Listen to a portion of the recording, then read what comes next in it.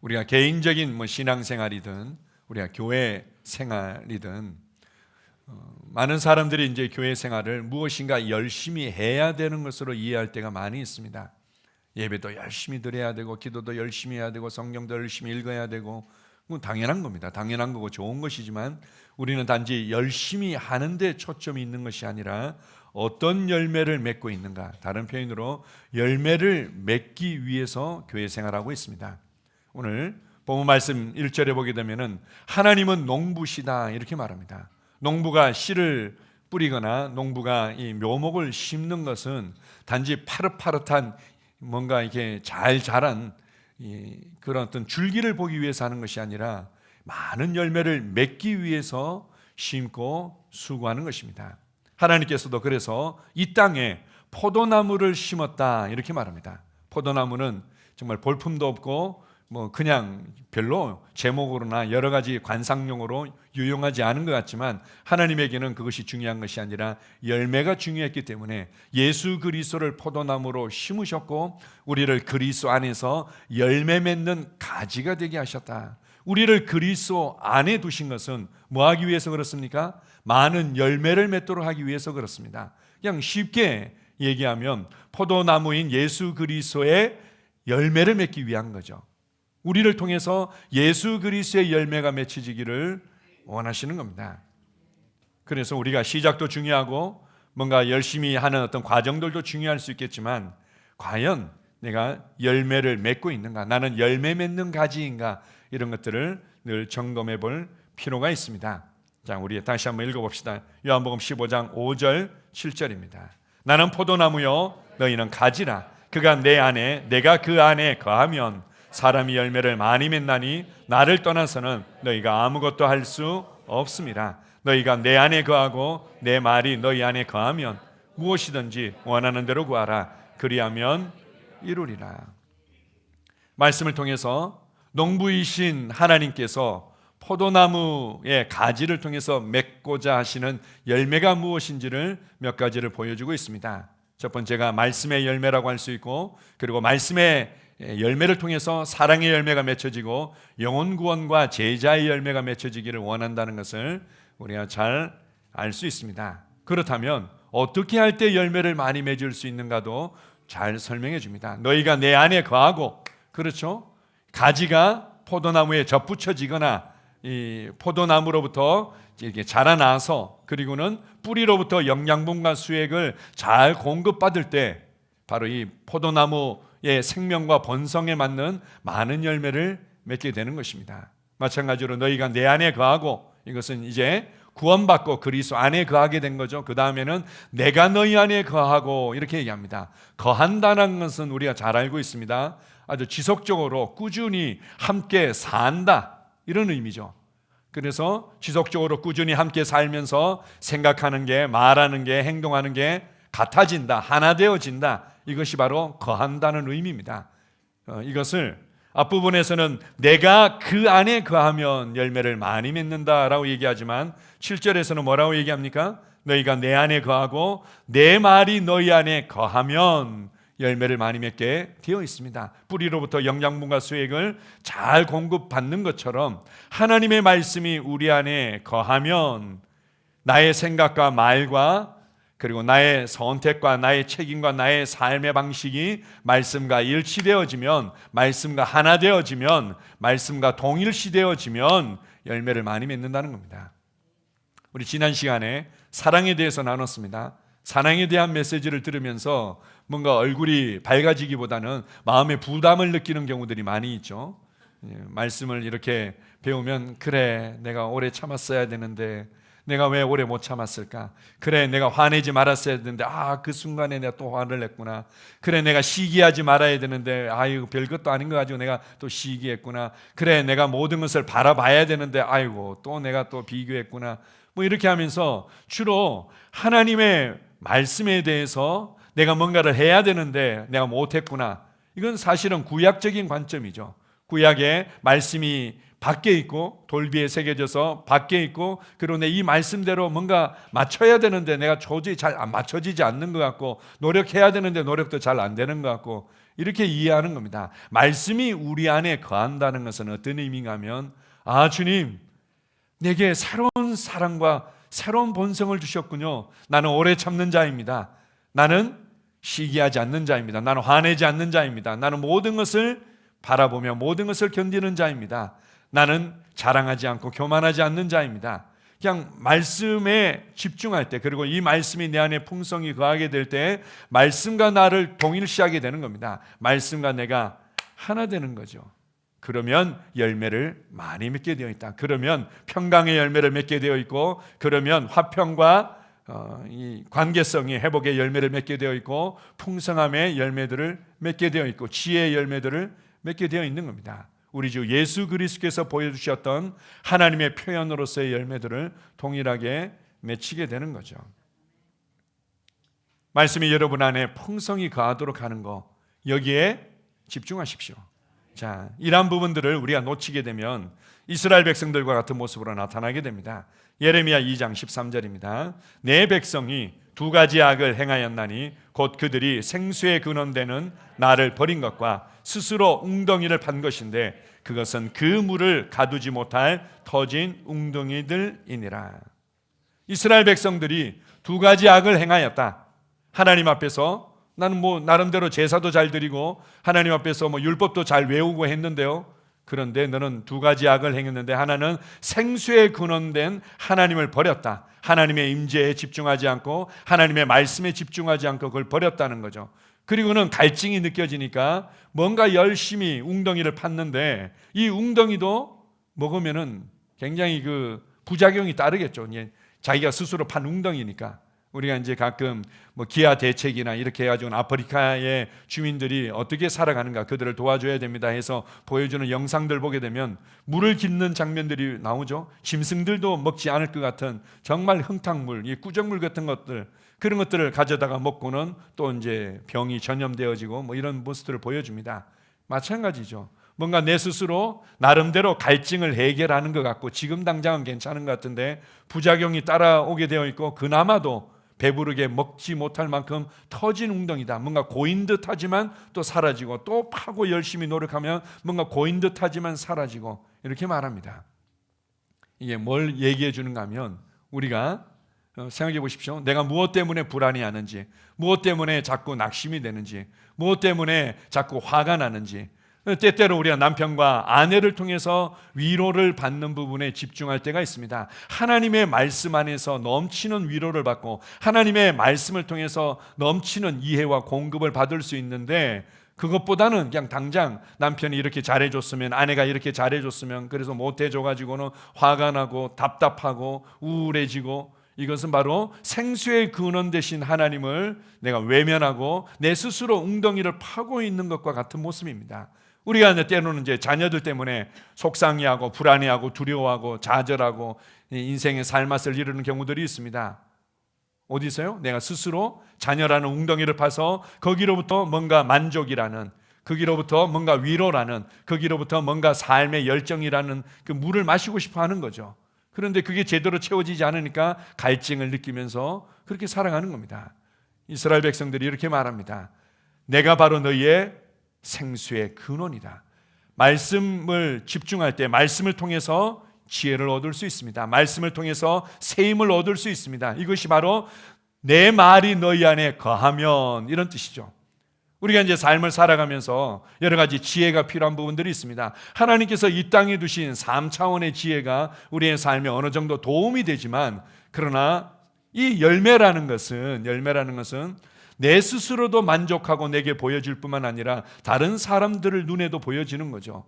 너는 어떻게 그렇게 애들 키우는데 지혜로워? 이렇게 하면은 나름대로 그 사람 눈에는 어느 정도 보여졌겠죠. 그러면은 우리 집에 와봐. 자녀 교육에 대한 책이 30권 있어. 그 중에서 내가 10권만 추천해 줄게. 그것만 읽어봐. 도움이 되죠. 3차원의 어떤 지혜들 도움이 되긴 하지만, 그러나 정말 참된 위로와 소망과 지혜들은 어디로부터 오는 겁니까? 하나님의 임재로부터, 하나님의 말씀으로부터 오는 겁니다. 그래서 너희가 내 안에 거하면 열매를 많이 맺게 되어 있다. 열매를 많이 맺게 되어 있다. 사람들이 이러한 부분들을 알지 못하면요, 결국은 자기가 판 웅덩이의 물을 마시면서 바닥을 칠 때가 있는 거죠. 자신의 한계를 넘어서는 어떤 재정적인 상황, 자신의 한계를 넘어서는 가정적인 상황, 자신의 한계를 넘어서는 어떤 관계의 어떤 상황들이 펼쳐지면 그때 가서 좀 방황하며 낙심하며 어려워하게 되는 겁니다. 주님께서 말씀하시죠. 너희가 내 안에 거할 뿐만 아니라 내 말이 너희 안에 풍성히 거하면 열매를 맺되 많이 맺게 되어 있다. 그러면서 나를 떠나서는 너희가 아무것도 할 수 없다. 왜 아무것도 할 수 없습니까? 나름대로 직장생활도 하고 애도 키우고 나름대로 잘 키워가죠. 그런데 아무것도 할 수 없다는 얘기는 바로 하나님의 부르심을 따라 살 수 없고 하나님께서 기뻐하시는 열매를 맺을 수 없다는 것을 말하는 거죠. 자, 요한복음 8장 31절에 32절입니다. 그러므로 예수께서 자기를 믿은 유대인들에게 이르시되 너희가 내 말에 거하면 참으로 내 제자가 되고 진리를 알지니 진리가 너희를 자유롭게 하리라. 진리는 우리를 자유롭게 합니다. 불안으로부터 자유롭게 하고 두려움으로부터 자유롭게 하고 우울로부터 자유롭게 하고 가난과 부족감으로부터 자유롭게 하고 진리가 우리를 자유롭게 하는 거죠. 아니 저도 뭐 나름대로 고백하는데요. 저도 성경을 읽는데요. 그 자유롭게 잘 안 되는 것 같은데요. 대체 언제까지 하란 얘기예요? 이렇게 우리가 물을 때가 있습니다. 제가 늘 이제 얘기하지만 언제까지 하는 것이 아니라 기본적으로 이건 삶의 방식이다. 그리고 언제까지라고 묻는 이상 이미 내가 말씀 가운데 제대로 거하지 않고 있다는 것을 보여주는 거죠. 말씀 안에 거하면 진리를 알게 되고 진리가 우리를 자유케 하는 겁니다. 말씀 안에 거한다는 것은 아까 말씀드린 대로 말씀과 완전히 내가 동일시되어질 때까지 구약의 성도들은 영이 죽어 있었고 말씀이 밖에 있었기 때문에 이 말씀과 내 자신을 비교하면서 지키려고 노력했지만 그들은 이미 영이 죽어 있고 말씀의 이 본성과 거룩한 본성과 일치하지 않기 때문에 지켜 행할 수가 없었던 겁니다. 그래서 우리를 거듭나게 하시고 우리에게 새로운 생명과 본성을 주셨을 뿐만 아니라 성령님을 통해서 우리 안에 하나님의 법을 새겨주셨다. 생명의 성령의 법을 본성으로 새겨주신 거죠. 그래서 말씀을 통해서 나는 이런 사람이구나. 내가 이런 구원의 은혜를 받았구나. 내 안에 이러한 본성이 있구나 라는 것들을 인식하고 그것과 나를 온전히 일치시킬 때, 하나 되게 될 때 뿐만 아니라 한편에서는 말씀과 나를 일치시키고 한편에서는 분리가 일어나기 시작합니다. 자, 우리 히브리서 4장 12절 한번 보겠습니다. 하나님의 말씀은 살아있고 활력이 있어 좌우의 날선 어떤 것보다도 예리하여 혼과 영과 및 관절과 골수를 찔러 쪼개기까지 하며 또 마음의 생각과 뜻을 판단하나니. 하나님의 말씀은 찔러 쪼갠다. 무슨 말인가 하면 분리시킨다는 겁니다. 진짜 그리스도 안에서 나와 그리고 말씀과 하나 된 나와 그렇지 않은 나를 분리시키는 거죠. 그래서 우리가 이제 하나님의 말씀이 내 안에 풍성히 거하도록 하고 그 말씀과 나를 일치시키면 내가 말씀을 따라 생각하고 말하고 말씀에 의해서 완전히 설득되어져서 확신과 평강을 누르는 자리에 서 있으면 그 다음에 화나는 상황이라든지 불안한 상황이라든지 뭔가 문제가 되는 상황 앞에 있을 때 그냥 분리가 이루어지는 거죠. 내가 화낼 이유가 없는데 이 뭐지 이거? 내가 이렇게 짜증내거나 미워할 이유가 없는데 이게 뭐지? 라고는 분리가 일어나는 겁니다. 언제까지 고백합니까? 언제까지 말씀을 읽어야 됩니까? 그건 언제까지 열심히 하는 게 중요한 것이 아니라 열매가 맺힐 때까지 집중하는 건데 내 안에서 말씀과 동일시되어지고 그리고는 그렇지 않은 상황과 분리가 일어날 때까지 하는 겁니다. 분리가 일어나면 삶은 쉬워집니다. 질병으로 고통받는 나와 진짜 그리스도의 생명을 받은 내가 분리가 이루어질 때 내가 아플 필요가 없는데 내가 왜 이것 때문에 그렇게 힘들어하지? 라고 분리가 일어날 때까지 말씀에 집중하는 겁니다. 그냥 이렇게 아무리 고생하고 해도 내가 내 재정적인 부분에 있어서 전혀 전진이 안 이루어지네 이렇게 했는데 나는 그렇게 살 필요가 없는데 나의 아버지가 어떤 분이시고 내게 주어진 삶이 어떤 건데 내가 이렇게 살 필요가 없는데 라고 분리가 이루어질 때까지 이루어지는 겁니다. 그래서 말씀으로 말미암은 열매가 맺혀지는 거죠. 말씀 때문에 평강을 누리고 말씀 때문에 지혜롭게 되고 말씀 때문에 담대해지고 말씀 때문에 세임을 얻고 말씀 때문에 요동하지 않게 되고 말씀 때문에 상황을 아주 탁월하게 다룰 수 있게 되고 이렇게 되는 겁니다. 제가 이제 셀 모임 할 때 보면 많은 이제 분들은 말씀을 뭔가 나름대로 나가 생각했던 대로 뭔가 새로운 지식, 새로운 깨달음을 얻는 것으로 만족해하는 경우들이 있습니다.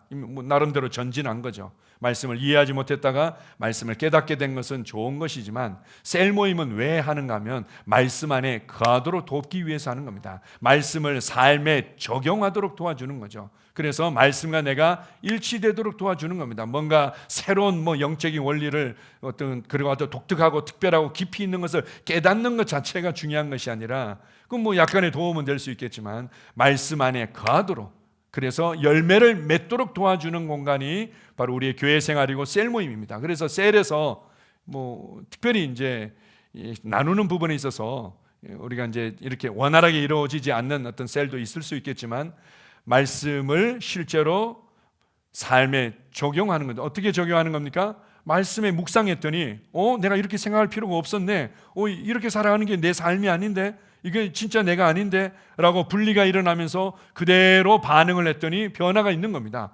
그러면서 당신도 이렇게 말씀이 거하면 삶의 변화는 따라오게 되어 있어요. 자유하게 되어 있어요. 지금 받고 있는 고통과 어려움에서 그냥 쉽게 빠져나올 수 있어요. 이제 이런 것들을 나누는 거죠. 그렇게 해서 그의 삶에 동일한 열매가 맺히도록 도와주는 것입니다. 어떤 열매를 맺고 있습니까? 성공 철학의 열매를 맺고 있습니까? 아니면은 가족 안에서 자녀와 남편과 아내를 통해서 뭔가 위로받는 그 정도 수준의 열매를 맺고 있습니까? 말씀 안에 모든 것이 있습니다. 말씀으로부터 참된 공급을 여러분들이 취하십시오. 두 번째입니다. 말씀이 풍성 안에 거하면서 당연히 따라오는 이 본성적인 것에 관해서 우리가 지난주에도 많이 나눴습니다. 자, 요한복음 15장 9절 12절에서 13절입니다. 자, 시작. 아버지께서 나를 사랑하신 것 같이 나도 너희를 사랑하였으니 나의 사랑 안에 거하라. 내 계명은 곧 내가 너희를 사랑한 것 같이 너희도 서로 사랑하라 하는 이것이니라. 사람이 친구를 위하여 자기 목숨을 버리면 이보다 더 큰 사랑이 없나니. 요한복음 15장에 이제 우리 읽었던 본문 말씀과 전체적으로 보게 되면 열매에 관해서 계속 언급하면서 동시에 사랑에 관해서 언급하고 있습니다. 하나님께서는 우리가 많이 맺혀야 될 아주 중요한 열매의 표현이 바로 사랑이라는 것을 알려줍니다. 사랑, 우리 지난 시간에도 배웠지만 좋죠, 좀 그렇게 살아야 되겠죠. 그런데 제가 얼마나 더 참아야 되고 노력해야 될지 모르겠어요. 이렇게 접근할 때가 있습니다. 제가 예전에 용인에 살 때요, 제가 가끔씩 가던 그 갈비탕을 파는 집이 있었습니다. 버더나무 집이었는지 하여튼 무슨 집이었습니다. 느티나무 집이었는지. 그때 이제 그 여자 권사님이 계셨어요. 할머니 권사님이 계셨는데, 그분이 아마 오랫동안 이제 그 음식 사업을 하시면서 여러 가지 어려움이 많으셨겠죠. 근데 제가 이제 결제하면서 제 기억으로는 뭔가 이렇게 카운터 이렇게 모니터가 조금 틀어져 있었던 것 같아요. 그러면서 그분 앞에 있는 어떤 글자를 하나 보게 되었는데요. 앞에다가 이렇게 한자로 하나 붙여놓은 거예요. 그게 뭔가 하면은 칼도자에다가 마음심자를 이렇게 해놨더라고요. 그게 참을인자죠. 참을인자는 어떻게 참냐면 칼을 마음에 갖다 대고 여기서 내가 요동하면 죽어 이런 마음으로 그냥 이를 악물고 참는 거죠. 그래가지고는 그분 참 마음이 애잔하고 아프더라고요. 음식 사업하면서 얼마나 주문할 때도 그냥 속이 울그락불그락 자존심이 상하고, 계산할 때도 그렇고 이게 서비스할 때도 그렇고, 음식 사업하시면서 참 마음에 너무 힘들고 어려움이 있었던 모양이다. 그래서 칼도자에다가 마음심자에 참을인자 해가지고 그게다 그냥 그것만 써놓은 게 아니에요. 참을인자 해놓고는 그게 곱하기 9라고 했던가? 하여튼 곱하기를 하시죠. 곱하기 이렇게 해놓더라고요. 우리가 이제 사랑에 대해서는 이렇게 생각합니다. 그렇게 해야만 뭔가 내가 좀 사랑의 삶을 살아갈 것처럼 오해를 합니다. 뭐라고 얘기합니까? 나의 사랑 안에 거하라. 하나님의 사랑의 열매는 어떻게 맺히는가? 사랑 안에 거할 때 맺히는 겁니다. 하나님의 사랑에 집중하고 하나님의 은혜에 집중하고 그분이 나를 위해서 치르신 그 희생과 놀라운 역사하심에 집중할 때 내 삶의 사랑의 열매가 맺히는 겁니다. 그분이 나를 위해서 얼마나 오래 참으셨는지, 그분이 나를 위해서 얼마나 많은 것들을 바라보며 견디며 그리고 기다리셨는지, 그분이 나를 위해서 얼마나 온유함으로 나를 대해주셨는지, 그분의 사랑과 은혜에 집중하면 내 삶의 사랑의 열매가 풍성하게 맺히게 됩니다. 자, 요한 1서 2장 6절입니다. 그의 안에 산다고 하는 자는 그가 행하시는 대로 자기도 행할지니라. 그의 안에 산다고 하는 자는 나도 그리스도 안에 있고요, 그리스도 안에 있다고 저도 계속 고백하는데요, 이렇게 얘기합니다. 그리스도 안에 있다고 고백하는 것은 이미 전진되어진 것이고 좋은 것이지만 이것은 그냥 줄기일 뿐입니다. 결국은 열매를 맺히는 자리까지로 전진해야 되겠죠. 그래서 우리가 정말 말씀 안에 거하고 주님 안에 거한다면 행하게 되어 있다, 나타나게 되어 있다는 겁니다. 그 열매는 나타나게 되어 있다. 그래서 주님께서 행하시는 대로 오래 참는 모습으로 나타나게 되어 있고, 온유한 모습으로 나타나게 되어 있고, 화내지 않는 모습으로 나타나게 되어 있고, 모든 것을 바라보는 모습으로 나타나게 되어 있고, 지혜롭게 상황을 대면하며 다루는 모습으로 나타나게 되어 있는 거죠. 거꾸로 얘기하면 내 삶에 이러한 사랑의 열매들이 충분히 제대로 맺히지 않고 있다는 얘기는 여전히 말씀이 내 안에 풍성이 거하지 않고 있다는 거죠. 하나님의 사랑 안에 풍성이 머물러 있지 않다는 것을 말하는 겁니다. 농부이신 주님께서는 우리를 통해서 바로 많은 열매를 맺기를 원하는 거죠. 가끔 부부싸움 할 때 보면요, 제가 이 좋은 얘기를 하는 건지 모르겠는데, 부부싸움 할 때 한 방의 기선을 제압할 수 있는 아주 강력한 무기가 하나 있습니다. 이제 남편과 아내가 싸울 때 분위기를 주도해가지고는 이제 주도권을 가져올 수 있는 아주 강력한 무기가 있는데, 그게 뭔가 하면은 당신은 당신 아버지랑 똑같아, 이렇게, 당신은 당신 엄마랑 똑같아, 이렇게 얘기하면은 이거 아주 강력한 무기입니다. 그만큼 이제 그 표정이나 말투나 생각하는 관점이나 뭘 선택하는 거나 반응하는 것들이 너무 똑같아서 부모님을 그대로 표현하는 거죠. 부모님의 성품과 부모님의 삶의 방식과 부모님의 스타일을 그대로 표현하고 있는 겁니다. 그냥 우리가 이제 그렇게 표현하는 거죠. 왜냐하면 너무 익숙하게 오랫동안 봐왔고, 오랫동안 교제하고, 오랫동안 함께 시간을 보냈기 때문에 그게 나오는 겁니다. 때로는 이제 좀 더 우리가 성장하고 전진하게 되면 내가 읽은 책들, 그리고 나의 삶의 현장에서 내가 존경하고 본받았던 사람들, 이제 그런 것들이 나오는 거죠. 야, 너는 일하는 스타일이 네 선배랑 똑같아. 너 일하는 스타일이 누구랑 똑같은 것 같아. 이제 이렇게 얘기할 때 보면은 이제 자기가 존경하고 함께 시간을 보냈던 선배의 어떤 모습들이 나타나기도 하죠. 일 처리할 때 이제 이런 우리가 배워야 되고 본받아야 될 부분들이 있지만, 우리가 삶을 살아가는 부분에 있어서는 하나님이 그렇게 표현되어지고 우리 주 예수 그리스도의 열매가 나타나기를 원하는 겁니다. 나를 통해서 하나님의 사랑이 표현되고, 나를 통해서 하나님의 지혜가 표현되고, 나를 통해서 하나님의 평강이 표현되어지기를 원하는 거죠. 어떻게 가능합니까? 내 말이 너희 안에 거하면 뿐만 아니라 나의 사랑 안에 네가 지속적으로 오랫동안 머물러 있으면, 이렇게 말합니다. 그렇게 하면 아까 얘기한 대로 그가 행하시는 대로 자기도 행하게 되어 있는 거죠. 자, 야고보서 1장 24절 25절입니다. 제 자신을 보고 가서 그 모습을 어떠했는지를 곧 잊어버리거니와 자유롭게 하는 온전한 율법을 들여다보고 있는 자는 듣고 잊어버리는 자가 아니요 실천하는 자니 이 사람은 그 행하는 일에 복을 받으리라. 우리가 하나님의 말씀을 통해서 무엇을 봅니까? 말씀 가운데 말씀에 무엇이 나타나 있습니까? 예수 그리스도와 그분의 구원과 그분의 영광이 나타나 있는 거죠. 근데 이 말씀을 거울이라고 말씀합니다. 이게 들여다보면 이 거울에 내 얼굴이 보이는데 내 얼굴이 예수님과 하나라는 거죠. 그래서 우리가 거울을 보고 제 자신을 발견하는 겁니다. 아, 나는 그리스도 안에서 사랑하는 사람이구나. 나는 그리스도 안에서 지혜로운 사람이구나. 나는 그리스도 안에서 놀랍게 풍성함을 받은 자구나. 나는 그리스도 안에서 빛나는 하나님의 생명을 받은 자구나. 진짜 내가 누구인지를 보고 있다가 그 다음에 환경과 상황과 사람들과 만나면서 다 잊어버리는 거죠. 아이, 모르겠고 이제 이렇게 되는 겁니다. 그렇게 하는 자들은 복을 받을 수 없다. 여기서 얘기하는 보고, 지속적으로 보고, 그리고는 잊어버리지 않고 그대로 행할 때 복이 있다, 이렇게 말합니다.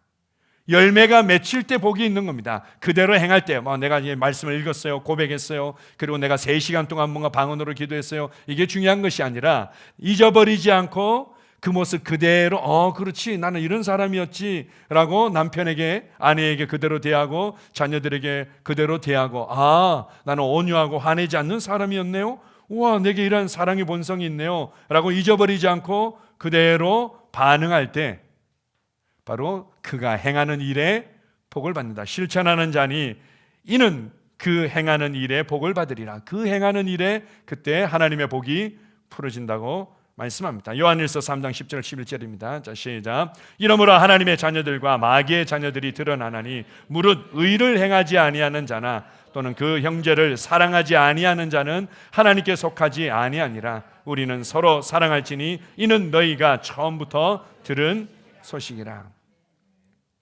요한일서는 성경의 거의 뒷부분에 있습니다. 마지막 이제 하나님의 심판과 빛나는 영원한 하나님의 왕국이 이 땅에 임하고 하나님의 통치가 온전케 되어지는 게 이제 결론으로 이제 요한계시록에서 다루고 있고, 요한계시록 이제 앞에 아주 뒷부분에 요한일서, 요한서신이 나오고 있습니다. 무슨 말인가 하면 이제는 열매에 관한 부분들을 이제 드러내고 있는 거죠. 우리가 정말 하나님께 받은 그 구원의 은혜가 어떻게 열매 맺혀지는지, 우리가 받은 하나님의 이 생명과 본성이 어떻게 열매 맺혀지는지, 그리고 이 열매가 어떻게 나타나는지를 말씀하고 있습니다. 하나님의 자녀들의 열매가 이제는 드러나기 시작하고 마귀의 자녀들의 열매가 드러나기 시작한다. 알곡이 드러나기 시작하고 쭉정이가 드러나기 시작한다는 거죠. 그렇게 해서 무릇 의를 행하지 않거나 형제를 사랑하지 않는 자는 하나님께 속하지 않았다. 뭔가 지적으로 동의만 했다든지 종교 생활만 열심히 했다든지 자기 의만 열심히 추구하기 위해서 노력했다든지 이제 그런 거겠죠. 그런데 우리가 하나님의 사랑 안에 머물러 있고 하나님의 말씀이 우리 안에 풍성히 거하게 되면 우리는 의를 행하는 자로, 사랑하는 자로 나타나게 되어 있다. 열매를 통해서 온전히 그 나무를 알 수 있는 것이 되는 겁니다. 자, 다시 한번 읽어봅시다. 요한일서 3장 10절에 11절입니다. 이러므로 하나님의 자녀들과 마귀의 자녀들이 드러나나니 무릇 의를 행하지 아니하는 자나 또는 그 형제를 사랑하지 아니하는 자는 하나님께 속하지 아니하니라. 우리는 서로 사랑할지니 이는 너희가 처음부터 들은 소식이라. 처음부터 하나님이 누구신지에 대해서 계시되어졌고 처음부터 그리스도인에게 주어진 새로운 본성이 사랑의 본성이라는 것들이 가르쳐졌다는 거죠. 그래서 우리는 그러한 열매를 맺히는 자들입니다. 자, 세 번째, 그가 내 안에 내가 그 안에 거할 때 우리가 어떤 열매를 많이 맺게 되는가? 그것은 바로 영혼 구원과 제자의 열매입니다. 고린도후서 5장 15절입니다. 그가 모든 사람을 대신하여 죽으심은 살아있는 자들로 하여금 다시는 그들 자신을 위하여 살지 않고 오직 그들을 대신하여 죽었다가 다시 살아나신 이를 위하여 살게 하려 함이라. 주님께서 측량할 수 없는 값을 지불하셨다. 나를 대신하여 그 모진 고난과 고통과 피 흘림을 통해서 우리를 구원해 주셨다. 왜 그렇게 하셨는가? 더 이상 나를 위해서 살지 말라고. 더 이상 나를 위해서 살지 말고 이제는 주님을 위해서 살으라고. 그것이 가장 지혜롭고 가장 행복한 삶이라는 거죠. 우리는 내 자신을 위해서, 자아 실현을 위해서 살아야지 행복한 거 아닙니까? 그래서 행복하십니까? 남편과 아내가 서로 자기가 만족하고 자아 실현을 위해서 살아가니까 남편과 아내가 행복합니까? 아니요. 주님을 위해서 살아갈 때 남편과 아내가 행복합니다. 자녀와 부모가 간에 행복하십니까? 자기를 위해서, 자아 실현을 위해서 애 자아 실현을 해주기 위해서 교육시키고 노력하고 그래서 애들이 행복해집니까? 아니요. 주님을 위해서 살아갈 때 부모와 자녀가 행복해집니다. 교회 생활은 바로 주님을 위해서 살아가도록 도와주는 거죠. 자기 자신을 위해서 살아가고 자기 자신을 사랑하는 삶을 계속해서 추구할 때 디모데후서 3장에서는 고통이 따르게 되어 있다 이렇게 말합니다. 고통이 따르게 되어 있는 거죠. 주님께서 우리 자신을 위해 살지 않고 주님을 위해서 살도록 하기 위한 것을 그냥 한마디로 얘기하면 영혼을 구원하고 복음을 전파하기 위한 거죠. 자, 마태복음 4장 19절입니다. 말씀하시되 나를 따라오라. 내가 너희를 사람을 낚는 어부가 되게 하리라 하시니. 예수님께서 제자들을 부르셨을 때 제일 먼저 하신 말씀이었습니다. 제자들을 부르시면서 나를 따라와라. 그래, 따라다니면서 뭐 해야 돼요? 그럼 이것도 하고 설거지도 하고 그리고 뭐 이것도 하고 뭐 뒤치다거리도 하고 이게 중요한 게 아니었습니다. 그것은 그냥 작은 한 과정일 뿐이었죠. 주님을 따라다니는 것은 어떤 면에서는 작은 과정일 뿐입니다. 주님께서 따라다니도록 하고 주님께서 보여주신 것이 무엇인가 하면 열매 맺도록 하기 위한 거죠. 어떤 열매입니까? 사람을 낚는 어부가 되게 하는 것. 이것이 바로 제자의 열매고 교회의 열매입니다. 우리가 이제 교회 예배 드릴 때 너무 좋습니다. 찬양할 때 너무 좋고 성도들과 식사하면서 교제할 때 너무 좋고 좋은 것들이 많이 있죠. 그래서 더 많이 모이고 더 많이 즐겁고 더 많이 행복한 프로그램들도 더 많이 있었으면 좋겠고 이렇게 얘기하지만, 주님께서 우리를 부르신, 그리고 교회를 이 땅에 세우시고 부르신 목적은 사람을 낚는 어부가 되도록 하기 위함이다, 이렇게 말합니다. 우리가 이제 일터 사역 기도회 하는 이유도, 우리가 일터가 뭔가 재정을 얻기 위한, 생존을 위한 공간이 아니라 사역의 공간이라는 이 하나님께서 보시는 대로 볼 수 있도록 도와주기 위해서 그런 이제 가르침과 그런 기도를 함께 하는 시간인 거죠. 나를 따라오너라. 예, 주님, 내가 열심히 따르고 있습니다. 열심히 따르면서 예배 잘 드리고 있죠. 잘하고 있죠. 저는 열심히 따르면서 뭐 이것저것 열심히 하고 있습니다. 그건 귀한 것입니다. 전진된 것이긴 한데, 주님께서 원하시는 열매가 뭐라고요? 사람을 낚는 어부가 되는 것입니다. 사람을 낚는 어부가 되라. 자, 마태복음 28장 19절에서 20절입니다. 그러므로 너희는 가서 모든 민족을 제자로 삼아 아버지와 아들과 성령의 이름으로 침례를 베풀고 내가 너희에게 분부한 모든 것을 가르쳐 지키게 하라. 볼지어다 내가 세상 끝날까지 너희와 항상 함께 있으리라 하시니라. 모든 민족을 제자로 삼고, 그 제자로 삼는다는 것에 침례를 주는 것과 그리고는 가르치는 것과 그대로 지켜 행하도록 하는 거죠. 하나님 왕국의 삶의 방식을 알고 그대로 살아가도록 이끌어주는 겁니다. 우리 이제 청년 형제들 마찬가지죠. 우리 청년들 열정이 있는데 그 열정을 다 어디에 사용합니까? 불안해하고 두려워하고 비교하고 뭐 이런 데 이제 그 열정을 사용할 때가 너무 많은 거죠. 그게 아니라 하나님 왕국의 삶의 방식이 있어. 이것 때문에 그냥 찾아가고 1:1 양육하고 또 세례해서 나누도록 도와주고 뭐 이렇게 하는 거 아닙니까? 그냥 우리가 결국 맺혀야 될 중요한 열매는 한 사람 한 사람이 구원받고 그냥 교회 생활 열심히 하는 것이 아니라 제자의 삶을 살아가도록 이끌어주는 겁니다. 이건 그냥 삶이죠. 제자의 삶의 방식을 가르쳐주고 그것을 살아내도록 이끌어주는 겁니다. 이것이 교회가 맺혀야 될 열매고 나의 삶의 현장에서 맺혀야 될 열매인 거죠. 이제 제자 중에 아주 첫 번째로 우리에게 주신 제자의 대상이 있다면 자녀들이겠죠. 자녀들을 제자로 삼고 그리고 교회 생활 안에서 제자를 삼고 우리의 삶의 현장에서 복음을 나누고 영혼을 구원할 뿐만 아니라 제자를 삼는 겁니다. 그래서 우리가 자녀들을 예를 들자면 내가 내 삶에서 살아가는 내 삶의 방식이 성경적으로 하나님의 말씀과 일치되어지는 것들을 동일하게 자녀들에게 가르치고 세워주는 겁니다. 내가 정치에 대해서 바라보고 있는 관점, 이것이 하나님께서 동일하게 보시고 성경적인 관점이다. 그것을 자녀들에게 그대로 가르쳐주는 겁니다. 그런데 나는 이렇게 생각하지만 이건 내가 자녀들에게 가르치고 싶지는 않아. 그렇다면 그거는 잘못된 거죠. 우리는 왜냐하면은 뭐 그 얘기합시다. 그래. 제가 가끔 우리가 이제 교회에서 왜 정치 얘기하냐, 목사님이 왜 뭐 특정한 얘기하냐, 뭐 이제 이렇게 얘기할 때가 있는데요. 저는 어떤 뭐 특정한 누구를 지지하는 것이 아니라 성경적인 하나님의 관점과 교회가 어떻게 반응해야 될지를 여러분에게 가르쳐 주는 겁니다. 제자의 삶의 방식을 가르쳐 주는 거죠. 내가 자녀들에게 동일한 정치관을 가르칠 수 없다면, 내가 자녀들에게 동일한 경제관을 가르칠 수 없다면 그거는 아니죠. 그건 아닌 거죠.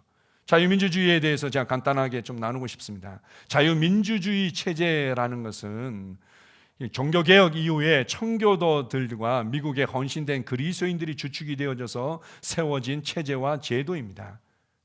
물론 사람의 손에서 만들어졌기 때문에 완벽하지는 않습니다. 그래서 보완되어져야 될 부분도 있고 그것 때문에 여러 가지 이제 다른 어떤 제도와 시스템이 추구되기도 한 거죠. 문제가 있긴 있지만 여기서 자유민주주의를 그래도 우리가 지지하고 그것을 굉장히 지키고자 하는 이유는 여기서의 실제로 이 자유라는 것은 신앙의 자유를 얘기하는 겁니다. 가장 중요한, 물론 이제 그것이 확대되어져서 모든 사람들에게 적용되어지는 기본권이지만 이 첫 출발, 이 토대를 만든, 특별히 이제 미국의 이제 자유민주주의 헌법 체계가 다 사실은 이제 수출되다시피 한 거죠. 그래서 이제 그들의 이 헌법 체계의 기초를 놓은 그 사람들이 하는 얘기가 있었습니다. 자유민주주의 체제는 도덕심이 뒷받침되어지지 않으면 이루어지지 않는다. 꽃을 피울 수 없다는 거죠. 천민민주주의, 아주 천박하고 지저분한 민주주의가 될 수밖에 없는 겁니다. 이 도덕심이 그러면 어떻게 유지될 수 있는가? 그것은 신앙심이 유지되어지지 않는다면, 하나님을 경외하고 하나님의 말씀을 사랑하고 그 말씀을 행하고자 하는 열정이 없는 이상, 신앙심이 뒷받침되어지지 않는 이상 도덕심은 지켜질 수 없고, 도덕성이 어느 정도 유지되어지지 않는 이상 자유민주주의 체제는 이루어질 수가 없다는 거죠. 이제 청교도들과 그 이후에 미국에 헌신된 그리스도인들을 통해서 이 자유를 보장받기 위해서 굉장히 큰 싸움이 있었고, 그것이 이제 제도적으로 확립되어진 것이 자유민주주의 체제죠. 신앙, 마음껏 주님을 예배하고 마음껏 복음을 전하고 마음껏 모든 민족을 제자로 삼고 우리 자녀들을 마음껏 하나님의 사람으로 주님의 제자로 일으키는 일에 자유가 보장되어져야 되고, 그것이 때로는 그냥 왕의 이번 왕은 괜찮은데 다음 왕은 그게 또 아니라고 그래, 하지 못하도록 법으로 제도적으로 이것을 확정해야 되겠다, 이제 이렇게 되어진 거죠. 그래서 우리가 마음껏 예배 드리려면 뭐가 필요합니까? 집회의 자유가 필요한 거죠. 집회의 자유가 완전히 제도적으로 보장되어져야 되는 겁니다. 성경을 읽고 가르치고 훈련하기 위해서는요, 이제 출판의 자유가 완전히, 언론 출판의 자유가 완전히 보장되어져야 되는 거죠. 복음을 마음껏 전하고 교회를 개척하기 위해서는요, 주거 이동의 자유가 마음껏 보장되어져야만 합니다. 그전에는 그런 것들이 사실은 제대로 제도적으로 보장되어지지 않았던 거죠. 우리가 얘기하는 자유민주주의 체계의 핵심은 신앙의 자유입니다. 그래서 우리가 이 신앙의 자유를 뭔가 제한하고 공격하고 빼앗는 것에 대해서는 우리가 당연히 저항하고 우리는 그것을 지지할 수가 없는 거죠. 뭐 일례로 우리가 뭐 제가 이제 가끔씩 이제 언급했던 부분들은 코로나 때 전철을 타도 문제가 되지 않아, 버스를 타도 문제가 되지 않아, 식당에 가도 전혀 문제가 되지 않아. 그러나 교회에 가면 문제가 돼. 교회는 20%만 모여야 돼. 교회가 이 전염시키는 주범이 될 수 있으니까 어떤 한 이 법령은요, 그걸 만들려다가 제대로 시행을 안 했는데요, 교회 안에 성경책 비치하면 안 돼. 사람들이 이렇게 만지다가 병균들이 옮아갈 수 있으니까 예배당에 성경책 비치하지 말라고 그걸 법으로 제정하려고 그렇게 했던 겁니다. 이게 말이 됩니까? 상식적으로 그렇게 머리가 나쁜 사람들이 그렇게 그들 가운데 있는 이 진화론과 유물론적인 어떤 정치관과 사상과 역사관을 가지고는 뭔가 이 사람의 인생을 바라보고 삶을 바라보고 가정을 바라보니까 그런 지금 상식 이하의 논리들만 나오는 거죠. 신앙은 인민의 아편이다, 뭐 이런 관점에서만 신앙생활이 사람들을 오히려 마취시켜 가지고는 제대로 그들의 삶을 살아가지 못하도록 만든다, 뭐 이런 어떤 관점을 가지고는 삶을 바라보고 제도를 바라보니까 나온다는 그 체제 자체가 그 정도 수준인 거죠. 아주 그 정도 수준밖에 안 되는 겁니다. 그래서 신앙의 자유에 있어서 하나님께서 어떻게 바라보시는지를 가르치는 겁니다. 하나님 그렇게 얘기하면 하나님께서 윤석열을 어떻게 바라보시는지, 하나님께서 이재명을 어떻게 바라보고 있는지, 하나님께서 그럼 이 더불어민주당을 어떻게 바라보고 있는지, 하나님께서 국민의힘을 어떻게 바라보고 있는지, 하나님께서 지금 이 시대에 대체 뭘 하고 싶어 하시는지, 이 나라를 대체 어떤 방향으로 주님께서 끌고 가고 싶어 하시는지, 그것을 여러분들이 성경적으로 바라볼 수 있도록 도와드리는 것뿐입니다. 그리고 우리가 제자를 삼는다는 것은 뭔가 성경 열심히 읽으라고, 기도 열심히 하라고 하는 것이 제자를 만드는 것이 아닙니다. 그것은 하나의 과정일 뿐이고, 결국 그들이 그들의 삶의 현장에서, 그들의 일터에서 성경적인 재정관을 가지고, 성경적인 직업관을 가지고, 성경적인 정치관을 가지고, 성경적인 가정관을 가지고 살아가도록 도와주는 거죠.